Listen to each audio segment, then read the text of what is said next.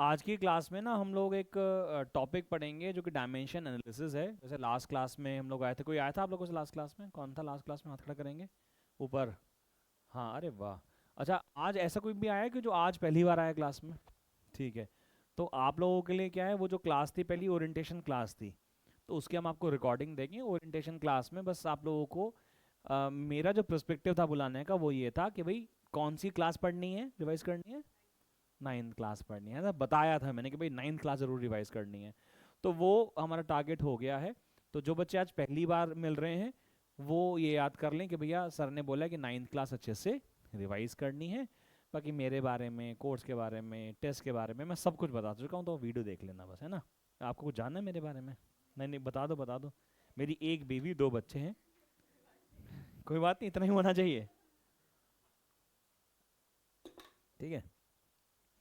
मेरा नाम डॉक्टर पुनीत है। मैं पीएचडी इन फिजिक्स, है ना। और क्या बताएं। और मैं डीटीयू में पढ़ाता था। ठीक है ना। तो आप हैं काव्या डटा ना? ठीक है, डॉक्टर साहब की बेटी हैं आप, है ना, मैं समझ गया। ठीक है। चलिए मैडम, आपसे पहली बार मुलाकात हो रही है, क्या नाम है आपका? दृष्टि। दोस्त है तेरी? बेटा साथ ही बैठी हो बिल्कुल, है ना।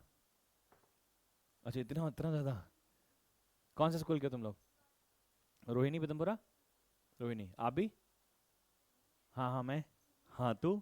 हाँ, क्वींस मैरी। अच्छा, दोस्त कैसे, कोचिंग के? अच्छा। हाय बेटा, कैसा है? लास्ट क्लास में था तू? अच्छा, कोई प्रॉब्लम नहीं, बैठ। और यार ये गुरुद्वारे की तरह नहीं कि यहाँ लड़की बैठेंगे लड़के बैठेंगे। बहन तू इधर हो थोड़ा सा, तू भाई इधर बैठ यार। ये ना ये जेंडर बाइसिंग में ना समझ में नहीं आती मुझे, ना बड़ा ये लगता है। तू बढ़िया मेरे दूध, क्या नाम है तेरा? तू लास्ट क्लास में नहीं था? ये क्या मतलब है? जो ओरिएंटेशन में आया था। ओरिएंटेशन में क्या बताया था मैंने? अरे बस कर अब। ठीक है, और भी कुछ पढ़ाया था क्या? कौन से? You plus A T. हाँ। हाफ ए टी का? Half A T square. ठीक है। सही सही है क्या? आर्यन ना, आर्यन, आर्यन भाटिया। आर्यन, ये s equal to ut plus half t square equation का नाम क्या है? यस, वेरी गुड बेटा, बहुत बढ़िया। एक और रिलेशन बताया था क्या? एक और रिलेशन बताया था? आप लास्ट क्लास में थे? अच्छा, आपसे क्यों पूछ रहे हैं, आप बताओ। और भी कोई रिलेशन बताया था? फोर्थ इक्वेशन बताई थी, फोर्थ। मतलब मतलब बताई थी बट याद नहीं है, क्योंकि जो फोर्थ इक्वेशन है वो हमारे सिलेबस में अब है। नाइन्थ क्लास में नहीं थी, लेकिन नाइन्थ क्लास की साइंस पढ़ना आप लोगों के लिए बहुत जरूरी है। केमिस्ट्री का मुझे ज्यादा नहीं पता है, but I am pretty sure कि अगर आपने नाइन्थ क्लास अच्छे से रिवाइज कर ली तो 11th क्लास की फिजिक्स पढ़ने में आपको बहुत आसानी होगी, क्योंकि आपको बेसिक नहीं पढ़ना, आपको बस एडवांस पढ़ना है। इसलिए this is very much required right now कि आप नाइन्थ क्लास को अच्छे से रिवाइज करें। कोई किताब नहीं मिल रही है, ऑनलाइन डाउनलोड कर लो, लेक्चर देख लो कहीं से, बट नाइन्थ क्लास अच्छे से रिवाइज करो। In today's class, we'll be starting with a new chapter, which is actually a chapter which is called as units and measurement, or you can say dimension analysis, dimensions. आपकी booklet का page number 11 अगर आप निकालेंगे तो आप देखेंगे वहां से चैप्टर शुरू हो रहा है, डायमेंशन एनालिसिस। पेज नंबर 11 पे नहीं, सॉरी 14 होगा, फिर 14 होगा, पेज नंबर 14। तो सारे बच्चे पेज नंबर 14 निकालेंगे अपनी बुकलेट का, पेज नंबर 14। और पेज नंबर 14 पे ये हमारा एक चैप्टर है, यहां लिख लो चैप्टर 1। यहां से चैप्टर 1 शुरू हो रहा है। जो भी लिखना है बुकलेट में लिखना है, बुकलेट के अलावा कहीं नहीं लिखना, ठीक है ना। चैप्टर 1 यहां से शुरू हो रहा है। तो चैप्टर का नाम है फिजिकल वर्ल्ड एंड मेजरमेंट या units and measurement. Now what is physical quantity? कोई क्वांटिटी को हमने बोला फिजिकल क्वांटिटी, क्या मतलब फिजिकल क्वांटिटी का? अच्छा, एक बात बताओ दोस्तों, ये पेन के अंदर दो पार्ट हैं, ये पेन और ये इसका कैप। इन दोनों में से लंबा कौन है? कैसे पता चल रहा है? अरे ये कौन बोला देखने से? देखने से पता चल रहा है? अच्छा, भारी कौन सा है? कैसे पता चल रहा है? देखने से पता चल रहा है। देखने से पता कैसे चल रहा है? मेरा वेट कितना है बॉडी का? मेरा वेट कितना है बॉडी का? अच्छा, मेरी राशि बता दे क्या है? मेरी राशि क्या है? राशि स्कॉर्पियो। साले मैं कैंसर हूं। जोक्स अपार्ट, आप देख कर राशि मतलब राशि करेगा, कौन सी राशि सर, नाम तो अच्छा है। ओके ओके गाइज, इन दोनों पेन में से, इस दोनों ऑब्जेक्ट में से इसकी लेंथ ज्यादा है, इसकी लेंथ कम है, इसलिए ये बड़ा है और ये छोटा है। तो आप बोलना चाहिए था सर लेंथ देख के बता सकते हो कि ये बड़ा है और ये छोटा है। ये थोड़ा सा भारी है, ये हल्का है क्योंकि इसका मास ज्यादा है, इसका मास। इस कमरे में गर्मी लग रही है, ठंड लग रही है? मीडियम। अच्छा, बाहर गर्मी ज्यादा है, यहाँ गर्मी ज्यादा है? यहाँ ठंड मतलब रिलेटिवली है। यहाँ पे ऐसा क्यों है? यहाँ क्योंकि यहाँ का रामखोर। कौन बोला एसी चल रहा है? ये कैसी बातें करते हो तुम लोग? तुम यार गाइस, देखो मेरी बात सुनो, लिसन टू मी केयरफुली। हमें ना फिजिकल क्वांटिटीज पढ़नी है, फिजिकल सिचुएशंस नहीं। You people need to understand what is happening all around us. हमें वो नहीं पढ़ना, वो क्यों हो रहा है हमें ये पढ़ना है। एसी चल रहा है कमरे में, एक कंप्रेसर लग रहा है जो हीट निकाल रहा है कमरे से बाहर फेंक रहा है, हमें वो हीट पढ़नी है, हमें वो प्रोसेस पढ़नी है। हमें एसी चल रहा है ऐसा मतलब नहीं है, बट एसी चलने से कमरा ठंडा हो रहा है, और कमरा ठंडा हो रहा है तो टेम्परेचर कम हो रहा है, और टेम्परेचर क्या है? Degree of hotness and coldness. फिर टेम्परेचर किस में मेजर होता है? सेल्सियस में, या फिर सेंटीग्रेड में, या फिर फ़ारेनहाइट में, या फिर केल्विन में। हमें वो पढ़ना है, हमें थोड़ी ना पढ़ना कि एसी ठंडा हो रहा है। तो फिजिकल सिचुएशंस के पीछे के कॉन्सेप्ट को समझो, फिजिकल सिचुएशंस को नहीं।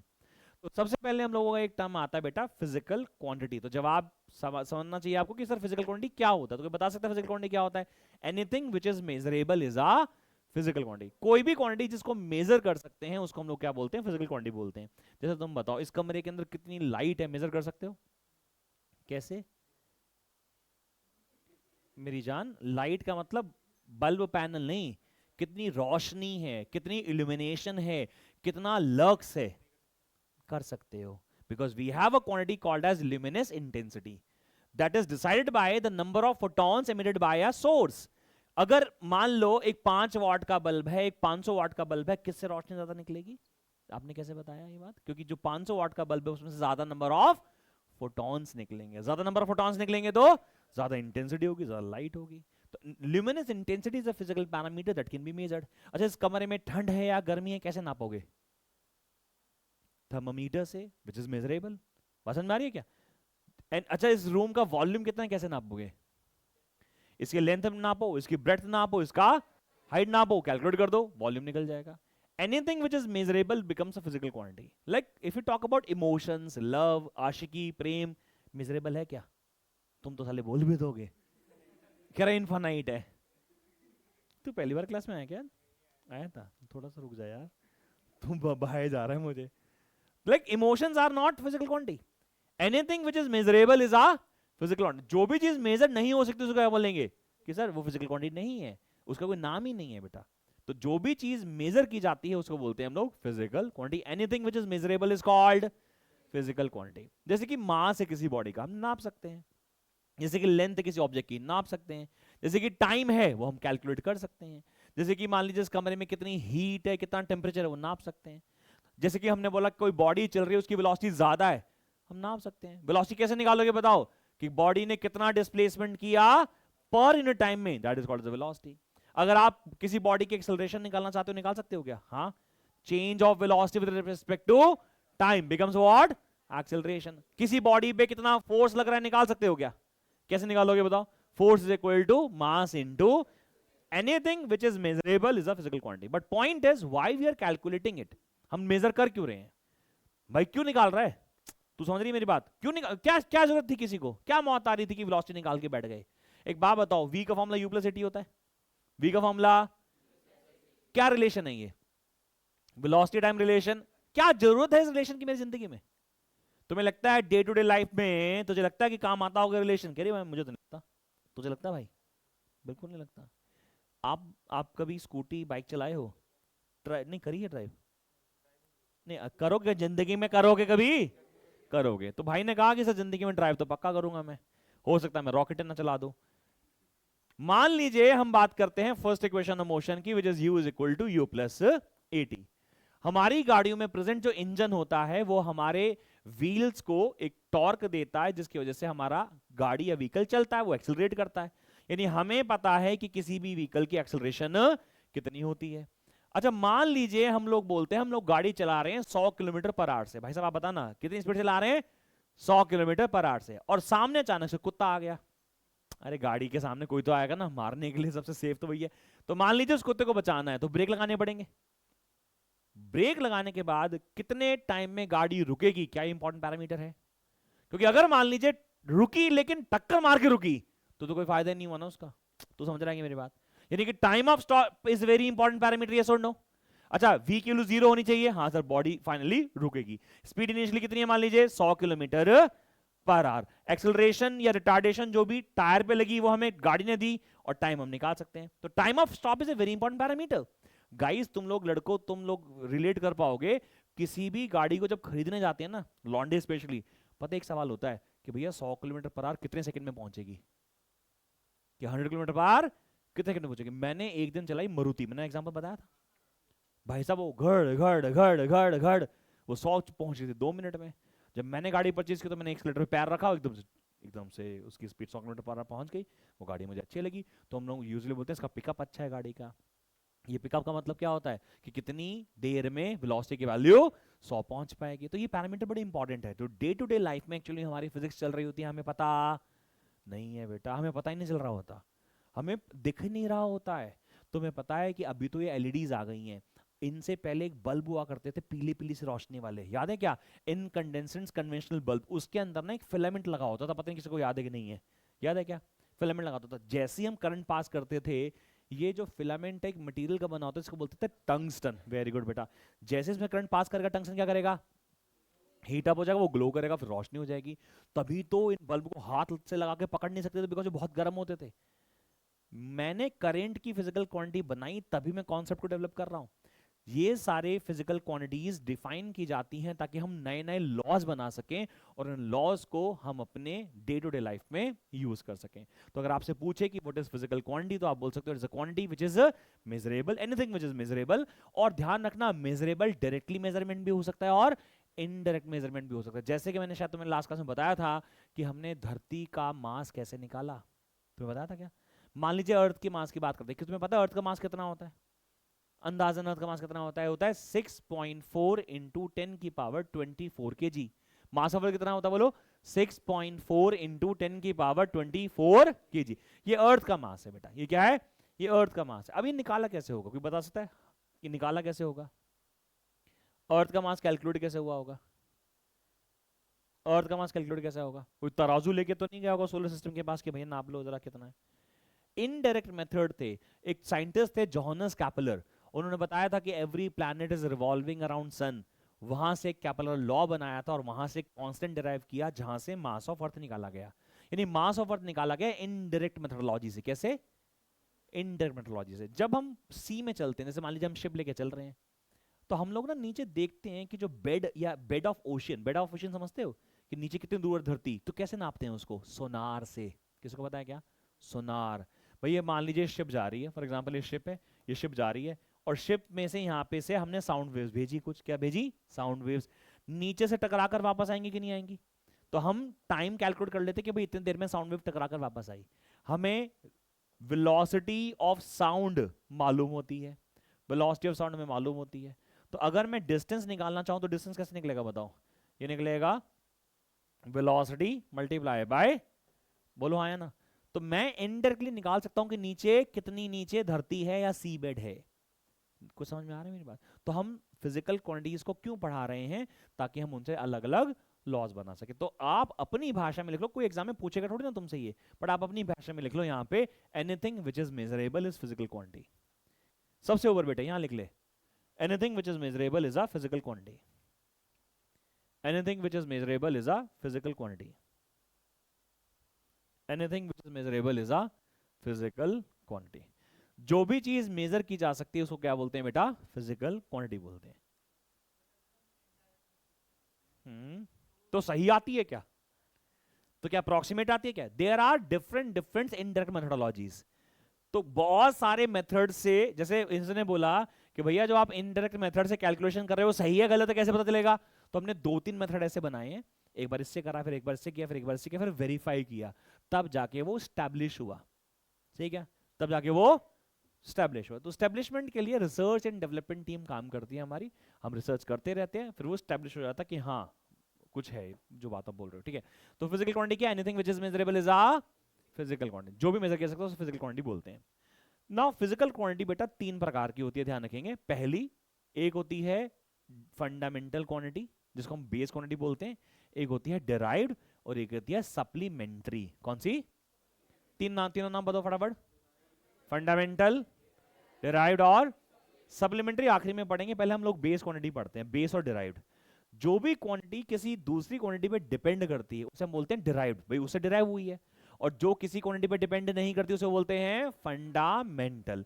जैसे इमेजिन करो, हमने बोला वेलोसिटी, वेलोसिटी क्या है? डिस्प्लेसमेंट अपॉन में टाइम। तो वेलोसिटी किस पर डिपेंड करती है? डिस्प्लेसमेंट पे भी और टाइम पे भी, इसलिए वो डिराइव्ड फिजिकल क्वांटिटी। अच्छा हम लोग बात करें मास ऑफ अ बॉडी। अब इस पेन का मास कितना है, ये तो उसका खुद का बिहेवियर है ना, इसमें कितने मॉलिक्यूल्स हैं, कितना मैटर है, तो खुद है। तो हम तो मास डिसाइड नहीं कर रहे ना इसका। तो mass is what? It is a fundamental quantity या फिर बेस फिजिकल क्वांटिटी। समझ में आ रहा है क्या? अच्छा इसकी रॉड की लेंथ कितनी है, क्या इसके मास पर डिपेंड करती है? नहीं। क्या इसके टेंपरेचर पर डिपेंड करती है? नहीं। ये क्या टाइम और इस पर डिपेंड करती है? नहीं। तो लेंथ भी क्या है इसकी? एक fundamental quantity. Anything that does not depend upon another quantity is called as fundamental quantity. तो फिजिकल क्वांटिटी कितने प्रकार की होती है बेटा? तीन प्रकार की होती है। कौन कौन सी? बेस या फिर फंडामेंटल, दूसरा डिराइव्ड और तीसरा सप्लीमेंट्री, जो हम सबसे आखिरी में पढ़ेगे। तो आप लोग शुरू करते हैं यहाँ पे, अगर आप देख रहे हो। अच्छा डेफिनेशन लिख रखी है, मैं इसको डेफिनेशन को पढ़ दूं तुम्हारे लिए। इसमें लिखा है all those quantity which can be measured directly और indirectly and in terms of which laws of physics can be expressed are called as physical quantity. For example, length, mass, temperature, speed, force, electric current. The physical quantities are the building blocks of physics in terms of which basic laws can be derived. जैसे आपने शायद ये law पढ़ा होगा, E equal to mc square, पढ़ा किसी ने? इसको एल्बर्ट आइंस्टीन साहब ने दिया था थ्योरी ऑफ रिलेटिविटी की थ्योरी में। अगर मान लो E का इक्वल फॉर्मूला mc स्क्वायर, किसी ने देखा नहीं देखा? जिन्होंने नहीं देखा तुम आज पहली बार देख रहे हो, ठीक है। बट जिन्होंने देख रखा है उन्होंने तो देख रखा है फॉर्मूला है। ये फॉर्मूला तो तब बना होगा ना जब किसी इंसान ने E यानी एनर्जी को डिफाइन किया होगा, मास को डिफाइन किया होगा, सी को डिफाइन किया होगा। ये जो रिलेशन तुम्हें बताया गया ये तभी तो बनाया गया होगा जब किसी ने बताया होगा कि वेलोसिटी कुछ होती है, एक्सेलरेशन कुछ होती है, टाइम कुछ होता है। तो जो भी फिजिकल क्वांटिटीज बनाई जाती है उनसे क्या बनाए जाते हैं? नए नए लॉज बनाए जाते हैं। तो anything which is measurable is a physical quantity and why we are calculating this physical quantity to make some new laws. समझ में आ रहा है? तीन प्रकार की होती है, कौन कौन सी होती है फटाफट? फंडामेंटल या फिर बेस, दूसरी डिराइव्ड, तीसरी सप्लीमेंट्री। बेस फिजिकल क्वांटिटी या फंडामेंटल फिजिकल क्वांटिटी कौन सी होती है बेटा? वो क्वांटिटी जो दूसरी क्वांटिटी पे डिपेंड, तो लिख लो ना, that does not depend upon, that does not depend upon, that does not depend upon another quantities, that does not depend upon another quantities, that does not depend upon another quantities. जो दूसरी quantity पे depend नहीं करती उसे क्या बोलते हैं बेटा? Fundamental quantity. फंडामेंटल के साथ इसका एक नाम और हो जाता है, क्या मतलब है? Base, base physical quantities. अब ये 7 होती हैं, ध्यान रखना। कितनी होती हैं ये? 7 के अलावा और कोई फंडामेंटल नहीं, 7 होती हैं। 7। तो पहली क्वांटिटी का नाम है बेटा लेंथ, लेंथ। इसके ब्रैकेट, इसके साथ में आगे लिख लो एल, कैपिटल लिख लो, ये सिंबलाइजेशन है इसकी, सिंबलाइजेशन है इसकी। यूनिट वैसे क्या होती है इसकी? मीटर होती है, सिंबल इसका एम लिखते हैं, बट हम इसको एल लिखा करेंगे। लेंथ जहां उसको एल लिख देंगे, ठीक है। मास क्या लिखेंगे हम इसको? एम। टाइम क्या लिखेंगे हम इसको? टी। ये यूनिट्स नहीं है, ये नोटेशंस हैं। नोटेशंस मतलब ऐसे लिखते हैं, तो एल एम टी, सही है क्या? चलो बेटा, अगला फिजिकल क्वांटिटी है जो फंडामेंटल है, जो दूसरी क्वांटिटी पे डिपेंड नहीं करता, वो है electric current. Electric current, electric current is I. I तो भैया होता है क्यू अपॉन में टी। तो भैया ये तो फंडामेंटल नहीं लग रहा, लेकिन आपने टेबल में लिखा हुआ है तो होता तो होगा। करंट का फॉर्मूला क्या होता है दीदी? करंट का फॉर्मूला क्या होता है? I equal to Q upon में टी। टाइम पे डिपेंड कर रहा है क्या? टाइम पे डिपेंड कर रहा है क्या? क्या करंट टाइम पे डिपेंड करता है? नहीं करता। सर लिखा हुआ है नहीं करता बेटा, हमने डेफिनेशन ठीक से नहीं पढ़ी है। Current is not charge upon में time, it is the charge that flows for a one time, यानी यूनिट टाइम। मान लो मेरे पास 2 वायर्स हैं, 2 वायर्स। एक वायर है कॉपर की, एक वायर है कॉपर। कॉपर तो तुमने सुना होगा, हमारे घरों में जो तारे लगी होती है किसकी लगी होती है? कॉपर की लगी होती है ना। एक वायर दोस्त एल्यूमिनियम की भी होती है, एल्यूमिनियम की। तुम्हें पता है किसी को कि इन दोनों में से महंगी कौन सी होती होगी? कॉपर की। एल्यूमिनियम सस्ती होती है, एल्यूमिनियम सस्ती होती है। और मैं तुम्हें बताता हूं, अभी ना आज से 8-10 साल पहले मार्केट में एक एसी लॉन्च हुआ सैमसंग का, सैमसंग। उन्होंने बोला हम दे रहे हैं एसी 20,000 रुपए का। कितने का? और उस टाइम में एसी आते थे 40,000 रुपए के, लोगों ने फटाफट खरीदने शुरू कर दिए। अब वो एसी 20,000 का बना कैसे? उन्होंने अंदर, कभी एसी को जब सर्विस होती है ना, जब खोलो उसके अंदर अंदर को में कॉपर की कुछ तारें नजर आती है, पाइप नजर आती है, उन्होंने वो सारी कॉपर की पाइप रिप्लेस करके, because aluminium is also good conductor. अरे एल्यूमिनियम की भी तारें होती हैं, लेकिन एल्यूमिनियम की तारें बढ़िया नहीं होती। क्यों नहीं होती पता है? क्योंकि एल्यूमिनियम के पास फ्री चार्ज कैरियर्स कम होते हैं, कॉपर पे फ्री चार्ज कैरियर्स ज्यादा होते हैं, यानी इसके अंदर इलेक्ट्रॉन्स बहुत ज्यादा, इसमें इलेक्ट्रॉन्स बहुत कम। तो चार्ज पर यूनिट टाइम किस में ज्यादा होगा? कॉपर में। यानी जहां ज्यादा चार्ज फ्लो करेंगे पर यूनिट टाइम में कौन होगा? कॉपर। ये तो कॉपर की प्रॉपर्टी खुद की है ना, कॉपर की प्रॉपर्टी खुद की है ना, कॉपर में ज्यादा इलेक्ट्रॉन होते हैं तो इसके लिए उसके अंदर करंट ज्यादा होगा। एल्यूमिनियम में इलेक्ट्रॉन कम होते हैं, इसलिए एल्यूमिनियम का करंट, तो electric current is what? Charge per unit time. कितना चार्ज फ्लो करेगा? 1 सेकंड में। इसलिए ये टाइम डिपेंडेंट नहीं है, बिकॉज टाइम की वैल्यू हमेशा 1 सेकंड ही होती है। इस टाइम की वैल्यू हमेशा, तो आई का फॉर्मूला समझ में आ गया, क्यू अपॉन में टी, बट वो टाइम पे डिपेंड नहीं कर रहा। प्लीज लिख लो कौन है ये है आई है, मतलब क्या है? Charge flow per unit time, charge flow per unit time, charge flow per unit time, it is charge flow per unit time. Charge तो प्रॉपर्टी खुद की होती है ना बेटा, चार्ज तो वायर की प्रॉपर्टी है ना। एल्यूमिनियम पे चार्ज ज्यादा है, एल्यूमिनियम पे चार्ज कम है, कॉपर पे चार्ज, तो ये तो प्रॉपर्टी वायर की होगी ना। अब इसका मास ज्यादा है तो मास ज्यादा इसका खुद का है ना, किस पे डिपेंड थोड़ी ना कर रहा है। अब अगर ये कॉपर की वायर है तो उसमें इलेक्ट्रॉन ज्यादा है, एल्यूमिनियम की वायर तो उसमें इलेक्ट्रॉन, तो ये तो खुद की प्रॉपर्टी होगी ना, वो डिपेंड थोड़ी ना कर रही किसी की, वो तो कुदरत ने बना रखा है। एल्यूमिनियम जो है इसके अंदर इलेक्ट्रॉन कम होंगे, कॉपर में इलेक्ट्रॉन, तो खुद ही पे डिपेंड थोड़ी ना कर रहा है। क्या डिपेंड कर रहा है ये? नहीं समझ में आ रहा? नहीं समझ में आया? पीछे आकृति, अरे ठीक है, तेरा नाम क्या है बेटे? अक्षय। समझ में आया तेरे को ये? आई का वैल्यू क्या होता है? क्यू अपॉन में टी, बट वो टी जो होता है हमेशा कितना होता है? 1 सेकंड ही होता है, इसलिए वो चार्ज ही है बेसिकली। ठीक है, चलो व्हाट इज दिस? अगला नाम क्या है? थर्मोडाय, अच्छा इसका वो सिंबल लिख लो, इसका सिंबल ए ही होता है। सिंबल क्या है इसका? ए होता है। हाँ जी, thermodynamic, thermodynamic temperature, thermodynamic temperature, इसका सिंबल होता है बेटा के। टेम्परेचर तो पता ही क्या होता है? Degree of hotness and coldness. ठीक है जी बेटा। अगला कौन है? Amount of substance. वैसे तो आप लोगों ने अमाउंट ऑफ सब्सटेंस कैलकुलेट किया होगा, जैसे हम लोग किलोग्राम में मास कैलकुलेट करते हैं, ग्राम में करते हैं, लेकिन जब हम बहुत सब एटॉमिक पार्टिकल पे चले जाते हैं, बहुत छोटे छोटे मासेस की बात करते हैं, तो हम मोल लेते हैं, जो आप केमिस्ट्री में शायद पढ़ोगे, आपने शायद पढ़ सुना भी होगा, MOL, मोल बोलते हैं, MOL। आखिर कौन है? ये जो रोशनी नहीं होती, रोशनी, ल्यूमिनस इंटेंसिटी, ल्यूमिनस इंटेंसिटी, कितने नंबर ऑफ फोटॉन्स आ रहे हैं भाई। अगर एक छोटी सी लाइट है, जैसे आप देखो यहाँ पे एक छोटी सी लाइट लगी हुई है, ये वाली, इससे कम रोशनी आ रही है, जबकि इससे वाले से रोशनी, पता है क्यों? क्योंकि इसकी ल्यूमिनस इंटेंसिटी कम है और इसकी 5 वाट के बल्ब में रोशनी कम आती है, क्योंकि उसकी ल्यूमिनस इंटेंसिटी कम होती है। 500 वाट के बल्ब में रोशनी ज्यादा आती है, क्योंकि उसकी ल्यूमिनस इंटेंसिटी, ल्यूमिनस इंटेंसिटी की एक बहुत कमाल की यूनिट होती है बेटा, उसको बोलते हैं कैंडला। क्या बोलते हैं इसको? कैंडला। सीडी, सीडी बोलते थे, कैंडला तो हम सीडी लिखते हैं। लेकिन तुम्हें पता है मार्केट में एक ऐसा प्रोडक्ट आता है जो ल्यूमिनस इंटेंसिटी को रिप्रेजेंट करता है, उसका नाम है ल्यूमिनस फ्लक्स। क्या नाम बोला मैंने? Luminous, luminous flux. और क्योंकि मार्केटिंग टीम ना बड़ी क्लेवर होती है, उन्होंने कहा यार ल्यूमिनस फ्लक्स लिखेंगे, इससे बढ़िया है हम इसको LUX बना दें। साबुन वो आता ना, ऐसे करो निखार आ जाएगा, ल्यूमिनस इंटेंसिटी बढ़ जाएगी बॉडी की, गोरे हो, चमकोगे।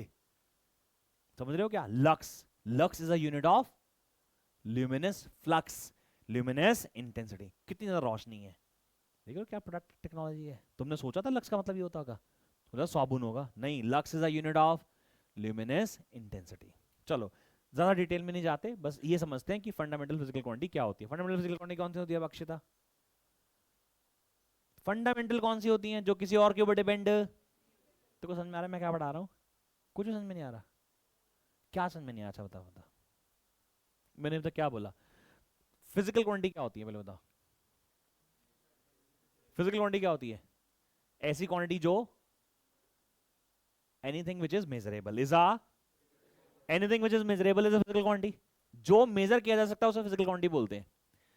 ऐसी क्वांटिटी जो दूसरी क्वांटिटी से डिपेंड नहीं करती उसे क्या बोलते हैं? और ऐसी क्वांटिटी जो दूसरी क्वांटिटी पर डिपेंड करती है उसे बोलते हैं? मैंने बोला मास क्या किसी चीज पर डिपेंड करता है क्या?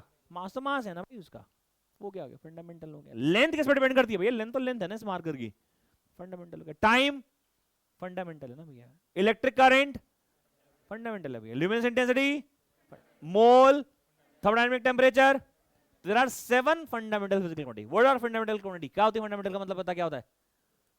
जो किसी और के ऊपर डिपेंड नहीं करती उसे फंडामेंटल, और जो डिपेंड करती होंगी वो, पेज पलटो, देखो सबसे ऊपर लिखा है डेराइव फिजिकल क्वांटिटी। पेज पलटो मतलब आगे वाले पे जाओ, क्या लिखा है? ओपन है, आप लिखो ऊपर, क्या लिखोगे? Those depends upon another quantities, those depend upon another quantity, जो दूसरे क्वांटिटी पे डिपेंड करती है। Those depends upon another quantities, those depends upon another quantity, उसको क्या बोलते हैं बेटा? Derived physical quantity. क्या बोलते हैं? अब मुझे डिराइव्ड का एग्जांपल दो, कौन कौन से? जैसे भैया डिस्प्लेसमेंट है या एरिया है, फॉर एग्जांपल एरिया है, एरिया फॉर एग्जांपल एरिया है। एरिया किस चीज पे डिपेंड करता है बताना यार एक बार। एरिया मान लो कोई शीट है हमारे पास, एरिया मान लो हमारे पास कोई शीट है, ये हमारे पास मान लो शीट है, ये इसकी लेंथ है, ये इसकी ब्रेड्थ है। तो अगर मैं बात करूं इस शीट का एरिया, तो एरिया होगा भैया इसका लेंथ इंटू ब्रेड्थ। तो एरिया लेंथ पे भी डिपेंड करता है, और तो लेंथ तो फिजिकल क्वांटिटी फंडामेंटल है, लेकिन length into breadth becomes area, वो कौन बन गया? Derived physical quantity. क्या बन गया? अब जैसे हमने बोला भैया वॉल्यूम बताओ, वॉल्यूम, वॉल्यूम बताओ, वॉल्यूम क्या होता है? वॉल्यूम होता है भैया length into breadth into height. तो length into breadth into height volume है, फंडामेंटल या डिराइव्ड? अच्छा बताओ, वेलोसिटी की बात करते हैं, वेलोसिटी, वेलोसिटी क्या होता है? डिस्प्लेसमेंट अपॉन में। अच्छा वैसे अगर आप लॉजिकली देखो ना बच्चों, तो डिस्प्लेसमेंट है तो लेंथ ही ना, यहां से बॉडी यहां चली, कितना मीटर चला, लेंथ ही तो है, डिवाइडेड बाय टाइम। तो ये कौन हो गया हमारा? Derived physical quantity. जैसे हमने बोला, मान लीजिए एक्सेलरेशन, एक्सेलरेशन का फॉर्मूला क्या होता है बोलो? वेलोसिटी अपॉन में, वेलोसिटी अपॉन में, तो वेलोसिटी भी डिपेंड, वेलोसिटी और टाइम में डिपेंड करता है, एक्सेलरेशन क्या है? Derived physical quantity. अच्छा बताओ फोर्स, बताओ फोर्स डिराइव्ड या फंडामेंटल? ठीक है जी। अच्छा बताओ अगला बताना, वर्क डन बताओ, work done, work done, work work work, हाँ वर्क डन क्या फॉर्मूला होता है? फोर्स इनटू, किस किस पे डिपेंड कर रहा है? फोर्स पे और फंडामेंटल डिराइव्ड। एग्जांपल लिख लो फटाफट, दो तीन याद रहेंगे, एग्जांपल लिख लो फटाफट।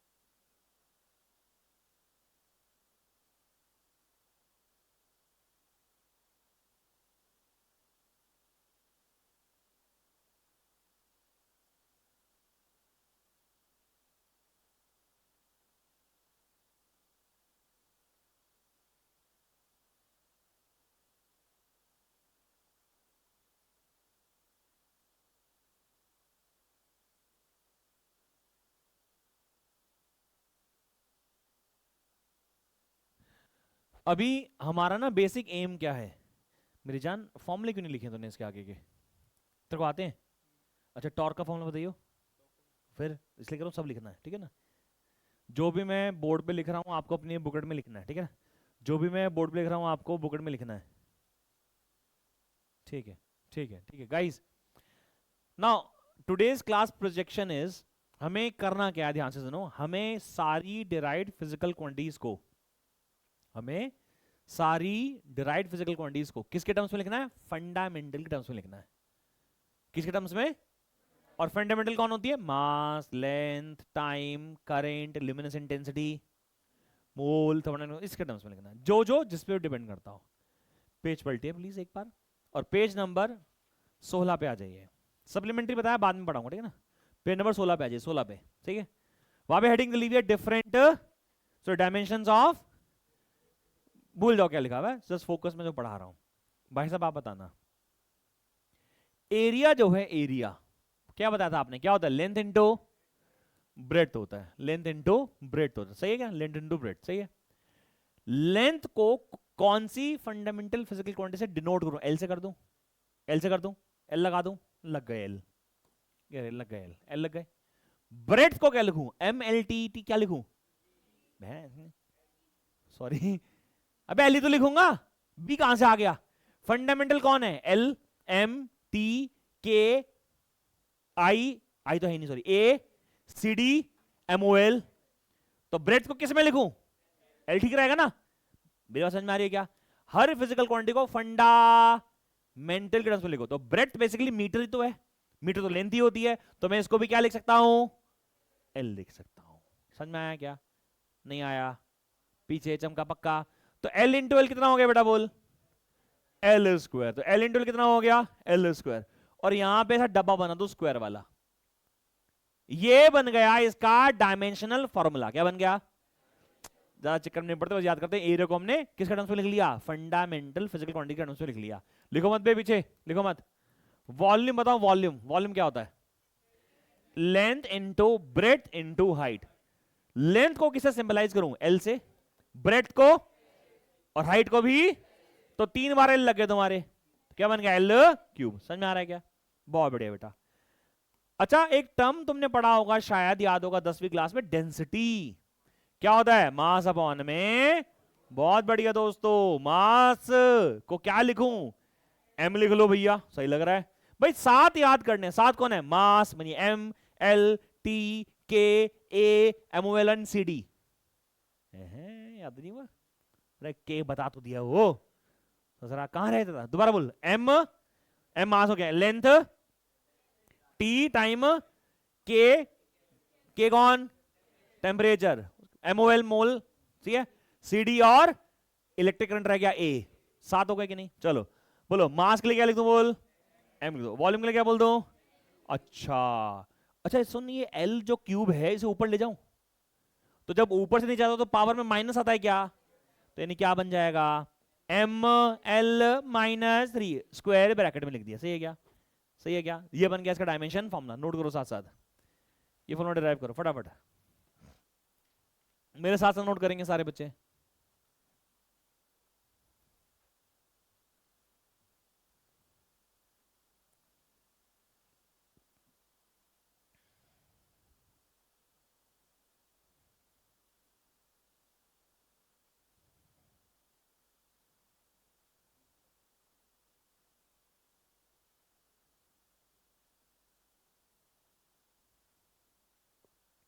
चलिए, अच्छा मैंने बोला था कि आप सारी फंडामेंटल फिजिकल क्वांटिटीज को, डिराइव्ड को किसके टर्म्स में लिखो, फंडामेंटल के टर्म्स में लिखो। मैंने क्या बोला है, सारी फिजिकल क्वांटिटीज को किसके टर्म्स में लिखो, फंडामेंटल के टर्म्स में लिखो। आपने भाई साहब स्क्वायर ब्रैकेट बनाओ, भाई साहब स्क्वायर ब्रैकेट बनाओ, स्क्वायर ब्रैकेट बनाओ, स्क्वायर ब्रैकेट बनानी चलेगा दीदी, ये बड़ा वाला एल है, सिंबल को अपने हिसाब से नहीं चलाना, अपने को सिंबल के हिसाब से चलना है, नोटेशन तो वही चलाओगे ना, चेंज नहीं कर सकते। चले नंबर डाल ले बेटा, ए 1 2 3 ना, नंबर से याद रहेगा, ठीक है जी। चलो अच्छा एक बात बताओ, मैंने बोला हर फिजिकल क्वांटिटी को M L T C D M O L I sorry A के इनके टर्म्स में लिखो, लेकिन आपने सिर्फ एल लिख दिया, बिकॉज उसके ऊपर एल ही डिपेंड करता है और है ही नहीं। तो समाज में ये बात उठी बहुत ज्यादा कि कम से कम 3 के टर्म्स में तो लिखो, मास लेंथ और, कह रहा 3 का टर्म अब है ही नहीं तो कहां से लिखूं, तो ने कहा एक काम करो, नहीं है तो एक काम करो, इसको ऐसे लिख लो, देखो इसको ऐसे लिख लो, m की पावर 0 l की पावर 2 t की पावर 0, क्योंकि जिसके ऊपर 0 आ जाता है वो कौन हो जाता है 1, एनीथिंग जिसके ऊपर 0 आता है, जैसे हमने बोला 24 की पावर 0 1 होता है, c की पावर 0 1 होता है, anything raise to the power 0 becomes 1। तो हमने इसलिए एरिया को m0 l2 t0 लिखना शुरू कर दिया। सिमिलरली इसको कैसे लिख दूं, बोलो m0 l क्यूब t0, सही है क्या नहीं। अच्छा इसमें तो ऑलरेडी m था ही, तो इसे क्या लिख लिया, m की पावर 1, भाई जिसके पास कुछ नहीं 1 है, l की पावर -3 और t की पावर, आप इसे ऐसे लिख लेते हो। तो ये हमारा तरीका है डायमेंशन लिखने का, डायमेंशन फॉर्मूला लिखने का। ये सारी क्या चल रही है, डायमेंशन फॉर्मूला चल रही है। अगला लिखो 4 नंबर, अगला लिखो फिजिकल क्वांटिटी, लिखो वेलोसिटी। क्या नाम बेटा, वेलोसिटी क्या होता है, डिस्प्लेसमेंट अपॉन में, डिस्प्लेसमेंट अपॉन में टाइम। वेलोसिटी होता है डिस्प्लेसमेंट अपॉन में टाइम, वेलोसिटी होता है डिस्प्लेसमेंट अपॉन में टाइम। डिस्प्लेसमेंट हाँ जी एल, लेंथ तो होती है डिस्प्लेसमेंट, क्या लिख लिया यहाँ पे, तो यहाँ लिख लिया मैंने हमने एल, ये लिख लिया मैंने एल, और टाइम के लिए क्या लिख दो, कैपिटल टी लिख दो, सिंबल लिख रहे हैं हम, सिंबल, सही है क्या। अब टी जो है अगर ऊपर लेके जाऊंगा बेटा तो कितना बन जाएगा, L1T माइनस वन, तो हमारा L1T माइनस वन हमारा आंसर हो गया। लेकिन आपने कहा सर m तो लिख ही लो, तो क्या फॉर्मूला बन गया, m0 L1T माइनस वन। चलो जी अगला, एक्सेलरेशन, क्या नाम है बेटा, एक्सेलरेशन का फॉर्मूला बताओ, वेलोसिटी अपॉन में, अब वेलोसिटी को तो मैं already m0 L1 T minus one लिख रहा हूं, तो लिख देता हूं m0 L1 T minus one, और नीचे टाइम को हम t लिख लेते हैं, t की पावर वन, तो जब ये ऊपर जाएगा तो क्या बनेगा, m0 L1 T, तो this is the dimension formula of acceleration, ठीक है, डायमेंशन फॉर्मूला ऑफ एक्सेलरेशन। अच्छा सुनो, अगर मैं बोलूं यार एक काम करो, identify a physical quantity, identify a physical quantity जिसमें m की पावर 0 है, l की पावर 2 है, t की पावर 0 है, वो कौन सी फिजिकल क्वांटिटी है, वो एरिया है भैया, एरिया, ये पावर दे के तुम पहचान पा रहे हो। मैंने बोला एक ऐसी फिजिकल क्वांटिटी जिसमें मास की पावर 0 है, लेंथ की पावर 1 है, t की पावर माइनस 1 है, बोलो कौन सी फिजिकल क्वांटिटी, वो वेलोसिटी है भैया। m की पावर 0, l की पावर 1, t की पावर माइनस 2, कौन सी फिजिकल क्वांटिटी, तो तुमने ना पावर देख के समझना शुरू कर दिया। पावर्स को अंग्रेजी में एक्सपोनेंट्स भी बोलते हैं। दीज पावर्स जो किसके ऊपर चढ़ाई गई हैं, जो कि फंडामेंटल फिजिकल क्वांटिटीज के ऊपर चढ़ाई गई हैं, these powers are called as dimensions. इन पावर्स को क्या बोलते हैं, इन डायमेंशंस बोलते हैं। तो अगर आपसे कोई पूछ ले कि डायमेंशंस क्या है, तो डायमेंशंस आर दी पावर्स, किसकी पावर्स, कौन सी फिजिकल क्वांटिटीज की, फंडामेंटल की। क्यों कर रहे हो, ताकि डिराइव्ड को डिफाइन कर सको, ताकि डिराइव्ड को, तो सबसे ऊपर जहां ये बुकलेट में ना यहाँ पे खाली जगह है ऊपर, तो यहाँ डेफिनेशन लिखो, ये तो सबने लिख लिया, तुम लोगों ने सब लिख लिया, तो लिखो डायमेंशंस आर दी, सबसे ऊपर लिखो, सबसे ऊपर डेफिनेशन लिखो, एकदम छत पे मतलब एकदम सबसे ऊपर जाके लिखो, dimensions are the powers, dimensions are the powers, किसकी पावर्स, पावर्स ऑफ फंडामेंटल और base physical quantity, powers of fundamental और base physical quantities, powers of fundamental और बेस फिजिकल क्वांटिटीज, फंडामेंटल और base physical quantities used to define what, used to define a derived quantity, used to define a derived quantities। तो वे बोले भैया dimension क्या होती है, dimension आती powers, और ये जो पूरा स्क्वायर ब्रैकेट लगा के फॉर्मूला बनाया, डेफिनेशन रिपीट करूं क्या, दीज आर दी पावर्स, क्या लिखा है, डायमेंशंस आर दी पावर्स, किसकी पावर्स, यूज्ड टू डिफाइन, हाँ अगर आपसे पूछ ले कि भैया ये डब्बे में क्या लिखा हुआ है, जैसे बोलते हैं डायमेंशन फार्मूला, क्या बोलते हैं डायमेंशन, अब फोर्स का डायमेंशन फार्मूला निकालो, फोर्स का डायमेंशन फार्मूला निकालो, फोर्स का, बोलो भाई फोर्स क्या होता है, फोर्स होता है मास इनटू, मास के लिए क्या लिखूं भैया, m लिख लो भैया, m लिख लो, m की पावर 1 लिख लो, ठीक है ना, m की पावर 1 लिखो। एक्सेलरेशन के लिए m की पावर 0, l की पावर 1, t की पावर, कितना बन गया, m की पावर 1, l की पावर 1, t की पावर -2। समझ में आ रहा है क्या, डायमेंशन फॉर्मूला बनाना समझ में आ गया, पक्की बात। कितना नंबर हो गए, 6। चलो अगला लिखो, वर्क का फॉर्मूला, वर्क का डायमेंशन फॉर्मूला बताओ, वर्क का क्या होगा, वर्क का डायमेंशन फॉर्मूला क्या होगा, वर्क का फॉर्मूला क्या होता है, लिखो भैया फोर्स इनटू डिस्प्लेसमेंट, वर्क का फॉर्मूला लिखो क्या होता है, फोर्स इनटू डिस्प्लेसमेंट। फोर्स का डायमेंशन फॉर्मूला क्या लिखोगे, m1 l1, हाँ लिख दो ना फिर फटाफट, m1 l1 t -2, और फिर डिस्प्लेसमेंट का क्या लिख दो अलग से, l, ये यहां से कॉपी करना, वहां से मत देख, इसका डायमेंशन फॉर्मूला पूरा लिख, m1 l1 t माइनस 1 पूरा लिख। हाँ ठीक है, मल्टीप्लाई का साइन लगा, डब्बा बंद कर, मल्टीप्लाई का साइन लगा, डिस्प्लेसमेंट का डायमेंशन लिख, क्या लिखेगी, एल लिखेगी क्या, डिस्प्लेसमेंट के लिए क्या लिखेगी, एल लिखेगी एम लिखेगी, एल लगा बेटे। अब बता, स्क्वायर ब्रैकेट बंद कर, डिस्प्लेसमेंट का हो गया, अब एम का ये रहा, L1 ये रहा, L1 ये रहा, तो L2 हो गया, तो लिख M1, लिख M1, L कितना हो जाएगा 2 और T तो लिखा ना, ठीक है वेरी गुड। चल समझ में आ गया क्या, तो क्या फॉर्मूला बन गया, M1 L2 T माइनस 2। ठीक है जी, अब एक लॉजिक सीखो और फिर नई चीज सिखाऊंगा। फिजिकल क्वांटिटी और कोई है तुम्हारे दिमाग में, प्रेशर निकाले, प्रेशर का डायमेंशन फॉर्मूला निकाले, प्रेशर का क्या नंबर है, 5 6 7, बोलो पढ़ो बेटा, प्रेशर का डायमेंशन फॉर्मूला निकालो। प्रेशर का फॉर्मूला बताओ क्या होता है, फोर्स अपॉन में, फोर्स अपॉन में एरिया। चलो फोर्स का डायमेंशन फॉर्मूला डालो, फोर्स का डायमेंशन फॉर्मूला लिखो, फोर्स का डायमेंशन फॉर्मूला लिखो, एरिया का लिखो, फोर्स का लिखो, एरिया का लिखो, फोर्स का लिखा, फोर्स का डायमेंशन, एरिया कितना होगा L2, एक L नीचे वाले L को काट देगा, अरे बोलो तो सही यार, एक L से एक L लग जाएंगे, बोलो। फोर्स का क्या बना, M1 L1 T, नीचे बोल L2, एक L से एक L काट दिया तो नीचे एक L बचा ना, और एक L को ऊपर ले जाएगा तो क्या बनेगा, M1 L माइनस 1 T। समझ में आ रहा है क्या, चलो एक और लिखेंगे, अगला नंबर 8 नंबर, पावर। पावर बोलो कितना होगा, पावर क्या होता है, पावर होता है सर वर्क डन अपॉन में टाइम, यानी वर्क अपॉन में टाइम।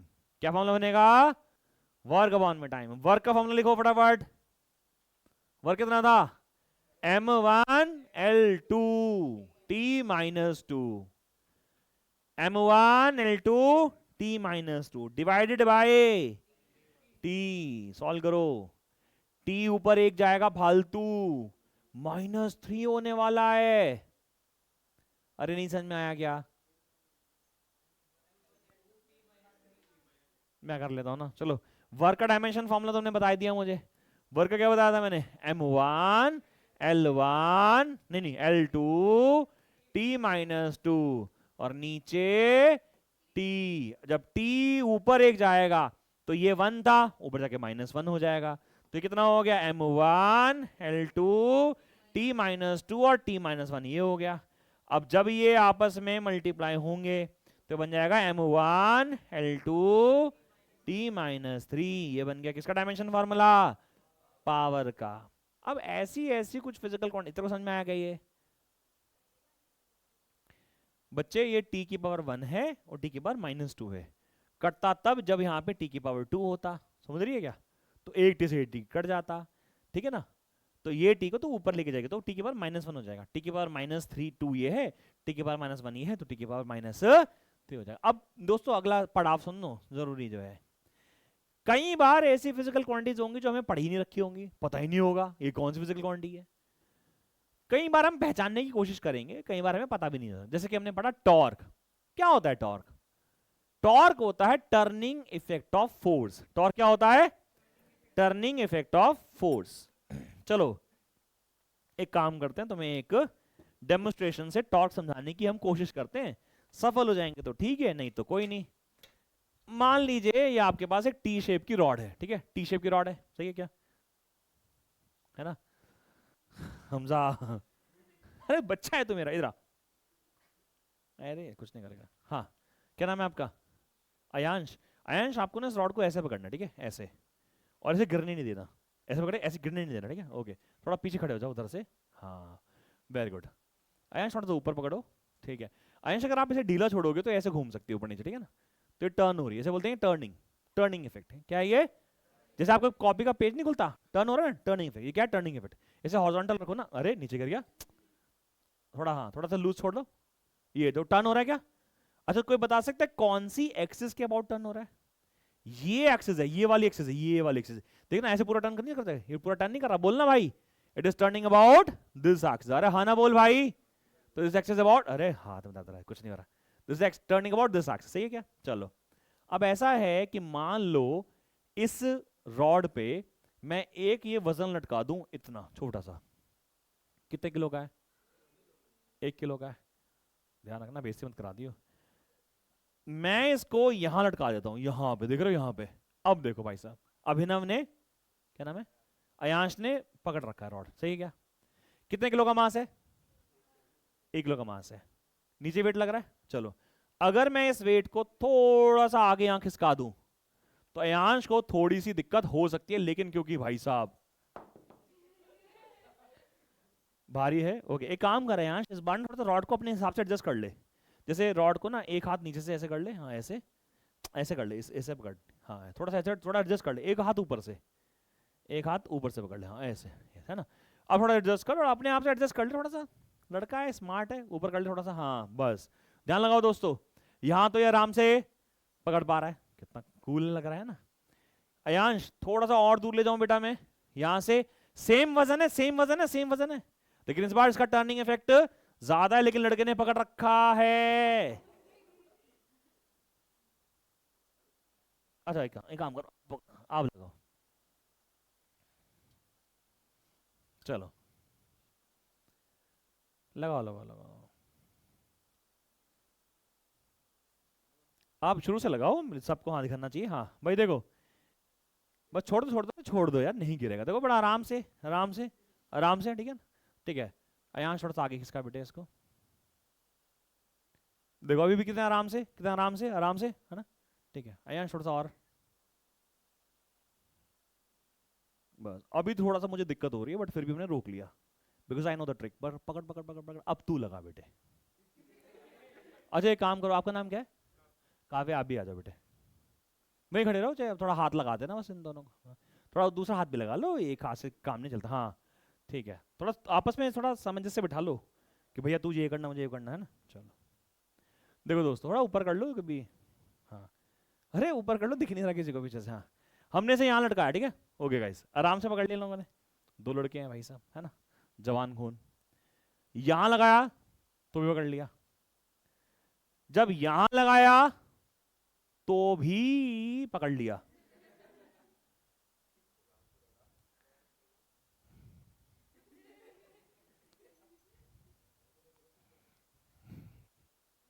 गाइस गाइस इंपॉर्टेंट तो बात कर लेते हैं, इस रॉड का टर्निंग इफेक्ट हो रहा है कि नहीं हो रहा है? पकड़ लेना मेरी जान, इस रॉड का टर्निंग इफेक्ट हो रहा है, रॉड ऐसे नीचे टर्न कर रही है, लेकिन तुम देखो ये वाले मास का टर्निंग इफेक्ट जब यहां था तो कम था, भाई अगर ऊपर करो, अगर ये यहां लगा रहा है तो टर्न कम कर रही है, लेकिन जैसे ही यहां लगा रहा है तो उसका टर्निंग इफेक्ट बहुत, क्योंकि जो मास जब यहां लटकाया है तो टॉर्क ज्यादा लगने लगा है, इस मास की वजह से इस बॉडी पे एक फोर्स लग रहा है, तो ये मास का लगा रहा है, फोर्स लगा, लेकिन ये फोर्स इस बॉडी को टर्न करा रहा है, and that is called as turning effect of force. क्या बोला?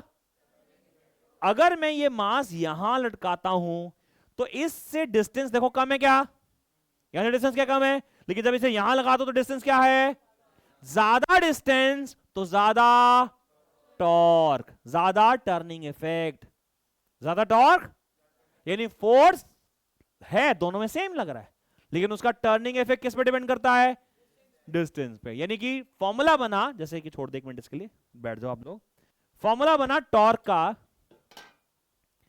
फॉर्मूला बना टॉर्क का, मैं रॉड के एग्जांपल से ही कर रहा हूं कि मान लीजिए हमारे पास रॉड थी ऐसी टी शेप की, बोला भाई यहां जब वेट लटकाया तो W, यहां जब वेट लटकाया तो W, यहां का डिस्टेंस कितना है मान ले D1, यहां का डिस्टेंस कितना है मान ले D2, तो जो ये फोर्स मान लेता हूं, W की जगह फोर्स लिख लेता हूं, फोर्स, तो जो टॉर्क होता है बच्चों, क्या होता है, टॉर्क, टॉर्क को क्या नाम दिया मैंने, टर्निंग, तेज बोलो, turning effect of force, turning effect of force, तो इसका फॉर्मूला होता है फोर्स इनटू डिस्टेंस। क्या फॉर्मूला होता है?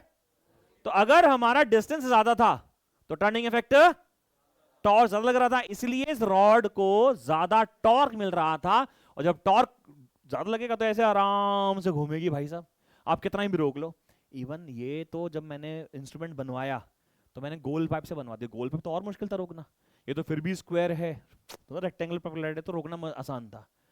बात तो समझ में आई? What is torque? Turning effect of अब जरा ध्यान से देखना यहाँ पे सारे बच्चे, अभी कैमरे में तो नजर नहीं आएगा किसी को भी, बट यहाँ देखो, जब ये दरवाजा बनता है ये कोने में लगते हैं हिंजेस, क्या बोलते हैं ना, हिंज, कब्जे, कब्जे। मैंने अपने कारपेंटर को बोला कि भैया एक हैंडल यहां भी लगा दो, खूबसूरत लगेगा, बट वो समझदार था, उसने फिजिक्स पढ़ रखी थी, उसे मतलब नहीं भैया हैंडल तो यहीं लगाऊंगा। मुझे बताओ हैंडल यहां लगाऊं या हैंडल यहां लगाऊं? अगर हैंडल यहां लगा होता तो ये डिस्टेंस क्या हो जाता, डिस्टेंस कम होता तो टॉर्क क्या होता, तो फोर्स ज्यादा लगाता खोलने के लिए, जबकि यहां पे डिस्टेंस क्या हो गया, डिस्टेंस ज्यादा तो टॉर्क ज्यादा लगेगा, ज्यादा लगेगा तो कम फोर्स में इफेक्टिवली टॉर्क लग जाएगा। समझ में आ रहा है क्या? आप इवन, आप एक कोई था क्या, अच्छा, आप इवन अगर इसे यहां लगा के खोलने की कोशिश करोगे खुलेगा ही नहीं, आपको बहुत ज्यादा फोर्स लगाना पड़ेगा, यानी कि टॉर्क ज्यादा प्रोड्यूस करने के लिए, टॉर्क ज्यादा प्रोड्यूस करने के लिए डिस्टेंस को ज्यादा होना, सिंपल है। अब टॉर्क समझ में आ गया, टॉर्क का फॉर्मूला क्या है, फोर्स इनटू, किसका डायमेंशन फॉर्मूला निकाल सकते हो क्या? अबे लिखो ना, बताओ मत, लिखो बस, पूरा लिख, पूरा लिख।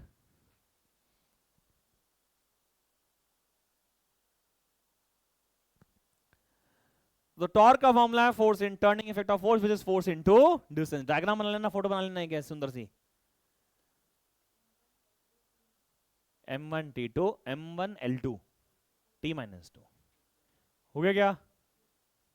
अरे बोलो तो सही, F के लिए m1 l1 t minus 2 और d डिस्टेंस होता है बेटा, तो डिस्टेंस का क्या होगा, l, एल एल अगर दो बार लग जाए तो हमारे क्या लग जाएंगे, एल स्क्वायर, तो m1 l2 t minus 2। अरे समझा कि नहीं समझा भाई? अरे हाँ ना तो बोल दिया करो यार, मौत से बैठे रहते हो। अच्छा ऐसा है, कई बार कुछ फिजिकल क्वांटिटीज ऐसी होती हैं जिनके बारे में हमें नॉलेज ही नहीं है। जैसे हम सबको शायद ग्रेविटेशनल फोर्स के बारे में पता है, क्या होता है ग्रेविटेशनल फोर्स? कौन बोला ग्रेविटी?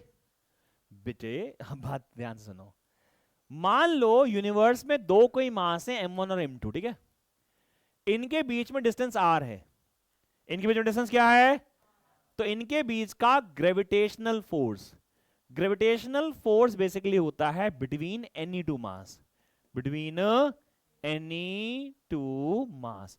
इसका फॉर्मूला सर आइजैक न्यूटन ने दिया था, जी m1 m2 अपॉन में, समझ में आ रहा है क्या, जी m1 m2 अपॉन में r, सही है क्या?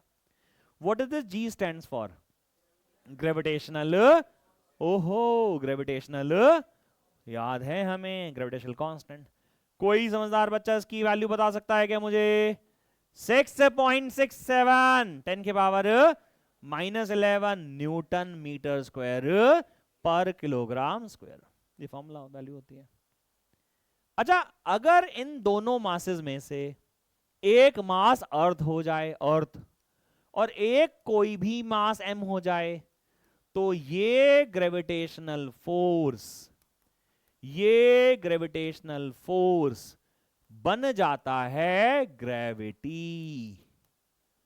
यानी ग्रेविटेशनल फोर्स क्या बन जाता है, यानी ग्रेविटी ही एक प्रकार का क्या है, ग्रेविटेशनल फोर्स। लेकिन वो कब है, जब वो अर्थ और किसी भी मास के बीच में लगे, जब वो अर्थ और किसी भी मास के बीच में लगे। तो यानी ग्रेविटेशनल फोर्स क्या है, force between, force of attraction, force of attraction between any two masses is a gravitational force. And gravity is what? It is that gravitational force that acts between earth, that acts between earth and any mass. तो formula क्या बदल जाएगा, formula हो जाएगा भैया F is equal to G mass of earth m upon में r। समझ में आ रहा है क्या? ऐसा है बेटा, ग्रेविटी ना बहुत स्ट्रॉन्ग फोर्स होता है। आप देखो किसी भी ऑब्जेक्ट को फेंको, कहां भागेगा, नीचे, मतलब अर्थ की तरफ भागेगा। तो अर्थ का मास क्योंकि बहुत ज्यादा होता है, तो हर बॉडी को अर्थ अपनी तरफ ऐसे खींच लेती है। It is very strong force, जिसकी वजह से मैं ये बात बोल सकता हूं कि इस पे इस तरफ क्या लग रहा होता है, फोर्स लग रहा होता है, and that force is called as gravity. Gravitational force नहीं बोले बेटा, उसको क्या बोलेंगे भैया, अर्थ अगर फोर्स लगाएगी, अगर अर्थ ग्रेविटेशनल फोर्स लगाएगी, उसका नाम क्या होगा, बोलना बहन, आपा क्या समझ में नहीं आ रहा आपको? What is gravitation? What is gravitational force? Force between कोई भी दो मास, बिटवीन, जैसे दोनों बच्चे बैठे हैं हमारे, इनके बीच में अट्रैक्शन है क्या? अरे नॉट दैट काइंड, इनमें अट्रैक्शन है क्या? हाँ, ग्रेविटेशनल फोर्स। अच्छा, इसके और अर्थ के बीच में क्या है तो ग्रेविटेशनल फोर्स, बट उसका नाम क्या हो गया? स्पेशल। अब वो ग्रेविटी की वजह से ये ना अर्थ की तरफ भागती है। अब इसको छोड़ो, अर्थ की तरफ भागती है। जिस एक्सेलरेशन से अर्थ की तरफ भागती है, जिस एक्सेलरेशन से अर्थ की तरफ भागती है, उसे क्या बोलते हैं? Acceleration due to.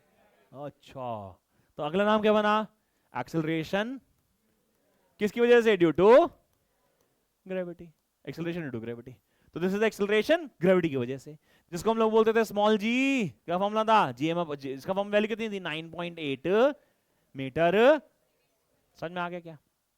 अब एक बात बताओ, अगर मैं आपसे बोलूं find out the dimension formula of acceleration due to gravity, find out the dimension formula of acceleration due to gravity.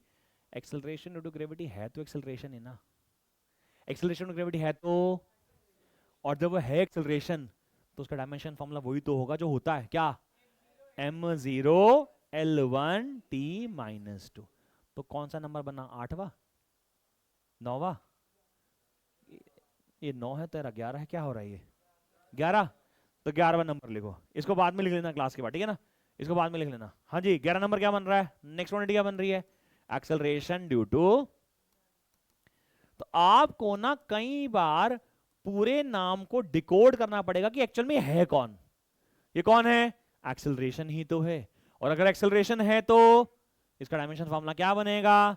इसका डायमेंशन फार्मूला बनेगा m0 l1 t -2। This is the dimension formula of acceleration due to gravity. यानी ऐसे ऐसे बोले कि अगर कोई quantity similar है तो उसकी डायमेंशन फार्मूला भी सेम होगा। जैसे इमेजिन करो, हमने बोला फोर्स का डायमेंशन फार्मूला क्या है? बताना फोर्स का डायमेंशन फार्मूला क्या है? m1 t -2। हमने बोला फोर्स का डायमेंशन फार्मूला है m1 l1 t। हमने बोला ग्रेविटेशनल फोर्स का डायमेंशन फार्मूला क्या होगा? भैया है तो वो फोर्स ही, तो m1 l1। हमने बोला यार दो चार्जेस के बीच में अट्रैक्शन रिपल्शन होता है क्या? उनके बीच के फोर्स का डायमेंशन फार्मूला क्या होगा आरव? m1 l1। यानी कि अगर सिमिलर फिजिकल क्वांटिटी है तो डायमेंशन सेम होगी। अच्छा, तुम्हें मालूम है कि अलग अलग प्रकार की फोर्स होती है। जैसे तुम लोग बेंच पे बैठे हुए हो अभी, क्या तुम बेंच पे फोर्स लगा रहे हो? हाँ, तो बेंच फोर्स लगा रहे हो। उस फोर्स का डायमेंशन फॉर्मूला क्या होगा? सर फोर्स है। समझ में आ गया क्या? पक्का? चले अगला चले। क्या नंबर बना? 12। लिखो पोटेंशियल एनर्जी। क्या बना? Potential energy. हाँ जी, पोटेंशियल एनर्जी का फॉर्मूला किसी को याद है क्या? mgh। Dimension formula potential energy is mgh। m stands for mass. Mass के लिए क्या लिखो बोल? m। भैया g कौन है? Acceleration due to. क्या लिख दो बोल? m0 l1 t। h बोल तो क्या है? हाइट है ना, हाइट। किसी भी m मास की बॉडी को हाइट पे लेके जाऊंगा तो उसमें पोटेंशियल एनर्जी आ जाती थी mgh। तो g कौन है? l है, सही है क्या? l की पावर 1 बोल सकते हो। अभी m की पावर 1 है, m की पावर 0 है, ये m हो गया बेटा। ये l है, ये l है, ये l2 हो गया बेटा। ये t की पावर -2 है। ये किसका डायमेंशन फॉर्मूला बन गया? पोटेंशियल एनर्जी का डायमेंशन फॉर्मूला बन गया। This is the dimension formula of potential energy. Clear है कि नहीं बेटा? अगर मैं आपसे बोलूं भैया काइनेटिक एनर्जी का डायमेंशन फॉर्मूला क्या होगा? अबे डायमेंशन फॉर्मूला कुत्तो m1 l2 t -2, बिकॉज है तो वो भी तो। तुम लोगों को समझ में आ गया क्या? काइनेटिक एनर्जी का फॉर्मूला अलग होता है, वो उसे छोड़ दो। अच्छा, हीट एनर्जी की बात करो। हीट एनर्जी का डायमेंशन फॉर्मूला क्या होगा? पहले बताओ, पोटेंशियल का डायमेंशन फॉर्मूला समझ में आया? क्या है formula dimension formula potential energy का? m1। This is dimension formula of potential energy. अगर कोई भी प्रकार की एनर्जी होगी तो उसका डायमेंशन फॉर्मूला तो यही होगा, because same type of physical quantity मतलब सेम डायमेंशन। जैसे एक्सेलरेशन चाहे किसी भी प्रकार की हो, डायमेंशन फॉर्मूला वही होगा क्या, m0 l1 t -2। तो फोर्स चाहे कोई सा भी हो, डायमेंशन फॉर्मूला क्या होगा, m1 l1 t। इसी प्रकार से एनर्जी चाहे कोई सी भी हो, डायमेंशन फॉर्मूला क्या होगा, m1 l2। काइनेटिक एनर्जी का फॉर्मूला चाहे कुछ भी हो, वैसे तुम्हें पता काइनेटिक का फॉर्मूला होता क्या, half m v square. Half m v square, half m v square होता कि नहीं होता, लेकिन सानों की हमें पता है तो एनर्जी, तो लिख लो काइनेटिक एनर्जी डायमेंशन फॉर्मूला सीधा लिख दो, क्या बन गया, m1 l2 t -2। अच्छा सुनो, हीट एनर्जी का क्या लिखूंगा, न्यूक्लियर एनर्जी का क्या लिखूंगा, मैकेनिकल एनर्जी का क्या लिखूंगा। सर हमें क्या फर्क पड़ता है, फॉर्मूला क्या है, हमें तो पता है कि एनर्जी है ना, तो सेम ही तो होगा। सिंपल है कि नहीं, क्लियर है कि नहीं, आगे चल सकते हैं क्या। अभी कुछ कुछ डायमेंशन फॉर्मूला निकालने आ गए। अब बड़ा सिंपल सा कॉन्सेप्ट समझो। कॉन्सेप्ट है कि मान लो कि आपके पास कोई फिजिकल क्वांटिटी है, जैसे लेंथ है, तो आपको पता है लेंथ के अंदर लेंथ ऐड करी, लेंथ के अंदर लेंथ ऐड हो जाएगी क्या, हाँ सर हो जाएगी, लेकिन लेंथ के अंदर क्या कभी मास ऐड हो सकता है। हमने बोला सर 6 मीटर प्लस 6 मीटर कितना हुआ, हमने बोला 6 मीटर प्लस 6 किलो, नहीं हो सकता ना, 12 बता रहा है ये, किलोग्राम मीटर बनाएगा ये, है ना। यानी कि similar physical quantities can be added can be subtracted. एक जैसे फिजिकल क्वांटिटी सब्ट्रैक्ट भी हो सकती हैं, और मास के अंदर से मास माइनस, मास के अंदर मास प्लस, लेकिन मास के अंदर किलो, मास के अंदर मीटर, लेंथ नहीं हो सकता ना। अब जेई मेन 2025 में एक सवाल पूछा कि आप सारे सवाल करोगे मेरे साथ, पीछे पेज पलट लो, एमसीक्यू दे रखे हैं, अगर आप ध्यान से देखो आपके बुकलेट में ना सारी NCERT and everything is covered. तो बुकलेट का पेज नंबर 41 लिख लेना इसके ऊपर, जेई मेन 2025 पेज नंबर 41। और ये क्वेश्चन नीट में भी आया हुआ है, तो दोनों बच्चों के लिए इंपॉर्टेंट है। नीट में काफी पुराना था ये क्वेश्चन, जेई में जो थोड़ा लेटेस्ट है, ये 2025 में आया था। अभी जो क्वेश्चन आपको दे रखा है, जो हम लोग करने जा रहे हैं अभी, इसमें ना कुछ इक्वेशन सी अड़गम बड़गम कुछ बना रखी है, देख रहे हो, P plus a by v square into v minus b equal to r t. लिख लो यहाँ पे P इज प्रेशर, लिखो यहाँ पे साइड में लिख लो, क्वेश्चन में लिख लो P इज प्रेशर, क्वेश्चन के साइड में लिख लेना P is pressure, P is pressure, V is volume, V equal to volume, है ना, T इज टेम्परेचर। किसी गैस के पास तीन चीजें होती हैं बच्चों, एक प्रेशर होता है, एक वॉल्यूम होता है, एक टेम्परेचर होता है। गैस की इक्वेशन है ये, टी टेम्परेचर है बेटा, यहां पे मैं बता रहा हूं ना, इसलिए तो बता रहा हूं। ठीक है, यहां पे ये ना डायमेंशन फॉर्मूला नहीं लिखा, ये सिंबल लिखे हैं बेटा। तो t is a temperature, r होता है गैस कांस्टेंट, क्या होता है, लिख लो, काम नहीं आएगा वैसे भी, लिख लो। आप जब केमिस्ट्री पढ़ोगे तो आप आइडियल गैस इक्वेशन पढ़ोगे, कौन सी, फिर मॉडिफाइड आइडियल गैस इक्वेशन पढ़ोगे तो फिर यही है, P प्लस क्या, P प्लस क्या लिखा, ए अपॉन में v square into v minus. अच्छा सुनो सुनो सुनो, हमें नहीं पता ए और बी क्या है, V में से B माइनस करा, हमें ये दिखाई दे रहा, अंधे तो नहीं है। जब V में से B माइनस करा है, तो भैया माइनस तो तभी हुआ होगा जब जो V है वही B होगा, यानी वो सेम सेम होंगे।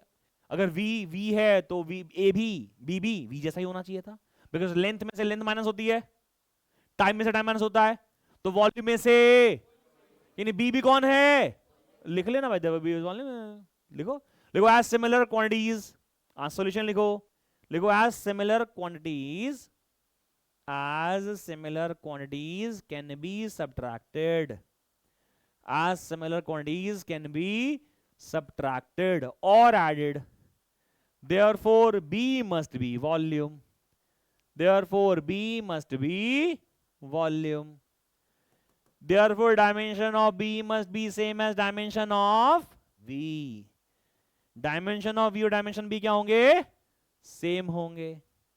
इस हिसाब से ये बन गया L क्यूब। वॉल्यूम का क्या लिखा था, वॉल्यूम का क्या लिखवाया था, तो डायमेंशन ऑफ बी क्या बन गया, पूछा नहीं था, बस ऐसे ही बता दिया मैंने तो तुम्हें,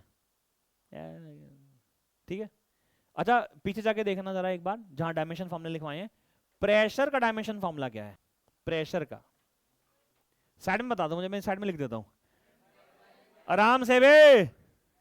m1 l की पावर -1 t की पावर, पक्की बात है क्या? अच्छा वॉल्यूम का क्या है बेटे? वॉल्यूम का है एल क्यूब, सही है, ठीक, ओके ओके ओके ओके। या साइड में लिख लो, तुम भी लिख लो, साइड में लिख लो, साइड में लिख लो सारे।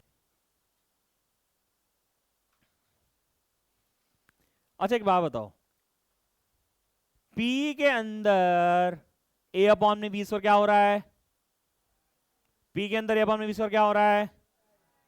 ऐड हो रहा है, ऐड हो रहा है, यानी A अपॉन में V स्क्वायर भी प्रेशर जैसा ही होना, बिकॉज प्रेशर के अंदर प्रेशर ही ऐड, प्रेशर के अंदर प्रेशर ही माइनस, तो भैया A अपॉन में V square must be equal to, लिख लो, A अपॉन में V square must be pressure. क्योंकि रूल हमने याद कर लिया। क्या रूल याद किया है? Similar physical quantities can be added और सब्ट्रैक्टेड, यानी A अपॉन में V स्क्वायर का डायमेंशन फॉर्मूला किसके बराबर होगा? डायमेंशन फॉर्मूला ऑफ प्रेशर के। तो A का डायमेंशन फॉर्मूला क्या बना बोलो भैया? इसको इधर ले जाइए, हो जाएगा P इंटू V का स्क्वायर। सॉल्व करके आंसर मार्क करना बेटे।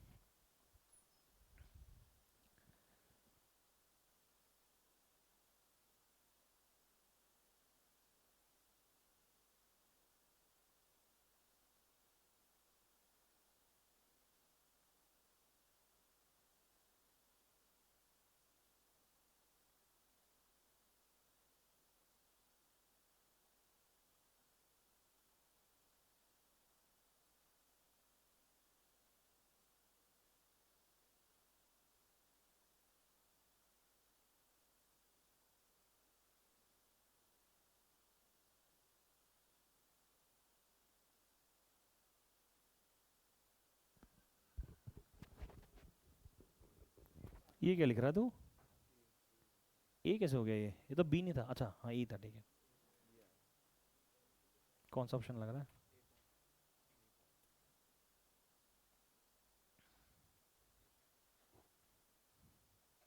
सॉल्व हुआ? उसको मत देखा कर, क्या कर रही है तू? क्या अच्छा मेरे को बिल्कुल ये समझ में आया तेरे को?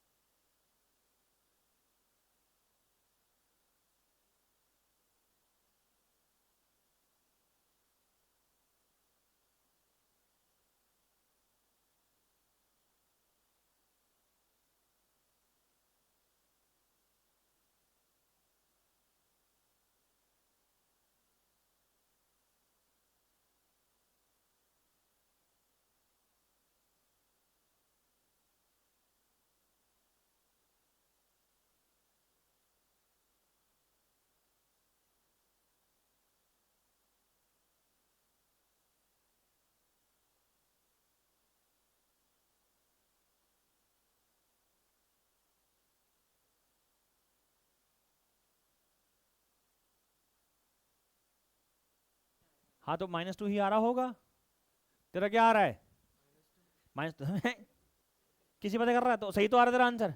दीदी पक्का, भाई साहब पक्का, क्या समझना है बता। देखा बेटे, देख ए पी वी स्क्वायर है बेटा, P stands for what, pressure का डायमेंशन वाला देख के बता क्या रखा स्क्रीन पे। m1 l1 नहीं l minus one t minus two, v stands for volume, volume का कितना होता है l क्यूब, और उसके ऊपर क्या लगा हुआ है, पावर में लगी हुई है 2, समझ में आ रहा है। m1 l minus one t minus two, और ये कितना होगा l की पावर 6, चमका तेरे को, समझ में आया पक्का।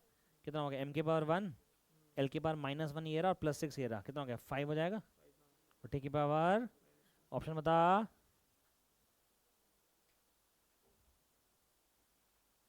किसका और रह गया भाई, पक्का हो गया। तो जाने से पहले अपने लिए डायमेंशन फॉर्मूला निकालो यूनिवर्सल ग्रेविटेशनल कांस्टेंट का। किसका, उससे पहले आपके पास डीपीपी है, आपके सबके पास डीपीपी है, डीपीपी नंबर 1, इसमें 64 फिजिकल क्वांटिटीज हैं। जैसे पहली क्वांटिटी पढ़ो, क्या लिखी हुई है, डायमेंशन फॉर्मूला आता है, अरे बोलो भाई, वॉल्यूम, डेंसिटी, 9वां नंबर देखो, सॉरी 8वां नंबर देखो, 8वां नंबर कौन सा, एक्सेलरेशन ड्यू टू देख फोर्स, अरे बोलना भाई, फोर्स डायमेंशन फॉर्मूला आता है क्या, बोल। अगला कौन है, 11वां प्रेशर, अगला कौन सा निकलवा रहा हूं मैं लास्ट, यूनिवर्सल, निकालो ना यूनिवर्सल ग्रेविटेशनल कांस्टेंट का पहले फॉर्मूला निकालो, यूनिवर्सल ग्रेविटेशनल कांस्टेंट का पहले फॉर्मूला निकालो, फॉर्मूला क्या बनेगा बोलो, फॉर्मूला क्या बनेगा, पहले फॉर्मूला बनाओ। एफ का फॉर्मूला होता है जी m1 m2 अपॉन में r स्क्वायर, फोर्स का फॉर्मूला होता है, एफ का फॉर्मूला होता है जी m1 m2 अपॉन में r स्क्वायर, तो जी का फॉर्मूला क्या बनेगा, एफ आर स्क्वायर अपॉन में, लगा दो वैल्यूज, लगा दो वैल्यूज,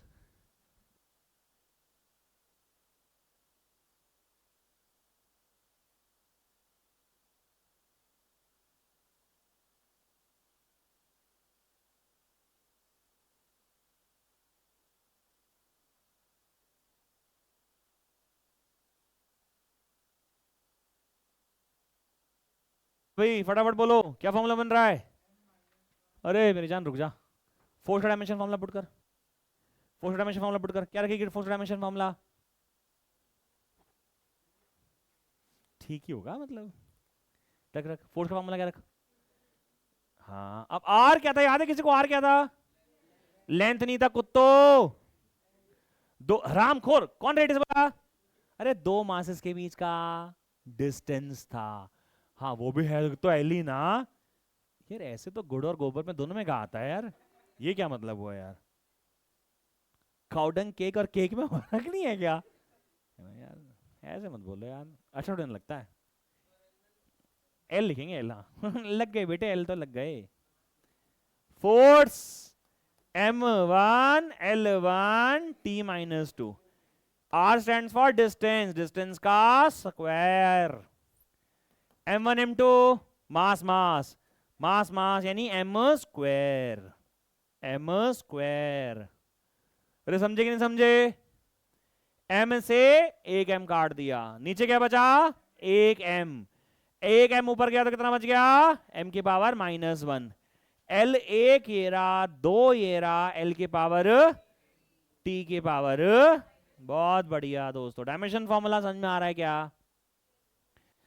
अच्छा एक चीज सुनते जाओ ताकि जब आप ये डीपीपी सॉल्व करो तो आपको थोड़ी सी हेल्प मिल जाए, ध्यान रखना किसी भी फिजिकल क्वांटिटी के आगे ग्रेडियंट शब्द लगाओ, क्या लगाओ, डीपीपी लिखो, यहां पे ऊपर लिख लो, जहां पे भी ग्रेडियंट लिखा हो, ग्रेडियंट उसका मतलब होता है डिवाइड बाय टाइम, सोचो डिवाइड बाय डिस्टेंस, उसका मतलब होता है डिवाइड बाय डिस्टेंस, क्या होता है उसका मतलब, डिवाइडेड बाय, इमेजिन करो जहां पे भी लिखा हो ग्रेडियंट, ग्रेडियंट की स्पेलिंग नहीं पता क्या, अबे गधो, ग्रेडियंट लगाओ, कहां लगाओ ग्रेडियंट, जैसे इमेजिन करो शब्द लिखा है फोर्स ग्रेडियंट, क्या लिखा है, तो ग्रेडियंट का मतलब होता है divided by distance, divide by, तो अगर शब्द लिखा है फोर्स ग्रेडियंट तो क्या फॉर्मूला बनेगा, फोर्स अपॉन में, अगर लिखा प्रेशर ग्रेडियंट क्या बनेगा?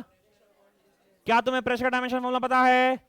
अरे हाँ ना बोल भाई, डिस्टेंस का तुम्हें पता है, निकाल दोगे। जैसे इस आपकी डीपीपी में एक शब्द लिखा है 35 नंबर, वेलोसिटी, वेलोसिटी ग्रेडियंट का मतलब क्या होता है? वेलोसिटी डिवाइडेड बाय, बात समझ में आ गई मेरी? अच्छा सुनो, आपको बताया था कि आपका जो बैच बुलाया गया है वो इसलिए बुलाया गया है कि हमारी जो मंडे से है, फ्राइडे से बैच शुरू हो रहा है। तो हो सकता है आपने किसी ने पहली क्लास मिस करी ही हो सकता है किसी ने मिस कर दी हो। की थी किसी ने मिस? उसको बोल क्लास के बाद फोन करेगी। हाँ, लाज करा, लाज मेरी बात करा, नहीं उठा, कर दिया, कनेक्ट कर दिया। हाँ सुनो, ओ भाई साहब सुनो ना मेरी बात। तो अभी ना हम अगली क्लास में मिलेंगे सारे बच्चे। जिन लोगों की आज पहली क्लास हुई है उनकी दूसरी क्लास होगी कब? शुक्रवार को रेगुलर टाइमिंग पे 3:40 पे बैच शुरू होगा। कितने पे? जिनकी पहली क्लास हुई है उनकी दूसरी, जिनकी 2 क्लासेस ऑलरेडी हो चुकी हैं उनको अपना रजिस्ट्रेशन कराना है, यानी फीस जमा करानी है। फीस जमा करानी है इस हिसाब से, जो शायद आप लोगों के पास ये शायद शेड्यूल अभी आपको बाहर से मिलेगा। हमारे पास 2 बैचेस हैं, B1 और B2। B1 में we are left with a very less number of seats only. तो अगर आपको B1 बैच चाहिए तो ऑप्ट फॉर दिस बैच, और उसको कल या परसों, परसों आपकी क्लास होगी, क्लास से पहले आपको फीस जमा करानी होगी।